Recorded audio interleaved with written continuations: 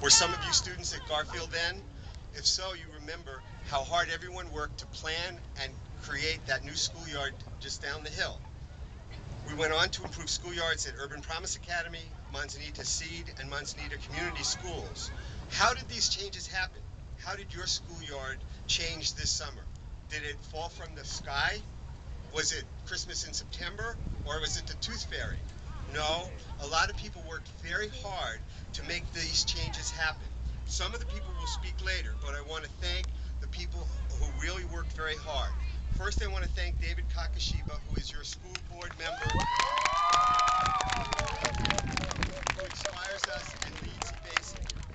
We've already acknowledged Ms. Clincy. She worked very hard on the planning process, and I'm glad she came back to see the fruits of her labor. There's a whole bunch of people who work for the school district, who work in the headquarters. David Colbert, Leroy Stokes, Tadashi Nakagawa, Cesar Monterosa are the people who really work very hard to make this happen because they really care about you students. The 8th graders who are here and their parents did a great job planning this schoolyard 2 years ago. Andrew Heider, Linda Roberson, Rachel Ely, and Johannes Treffer worked very hard to design the plan that was approved by the district. I want to thank John Tran and his crew who planted the beautiful trees and plants around the garden, around the schoolyard. Will Newby managed the work for the district, and Ross Ojeda managed the project for the Unity Council.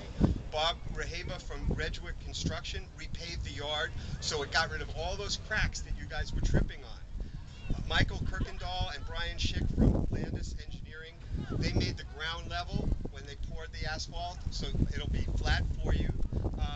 John Ogden produced the benches and the boxes that will hold the plants in the garden for you, and Alan Crossan installed the artificial turf for the sports and games.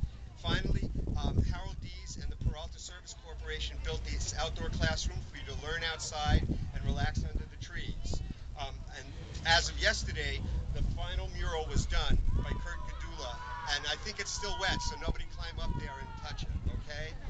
Now it's your responsibility to take care of the schoolyard so it looks this good for your younger brothers and sisters if they come to Roosevelt. Maybe after you all go to college and have children, they too will enjoy the schoolyard. Now I'm happy to introduce Angelica Reyes Sosa from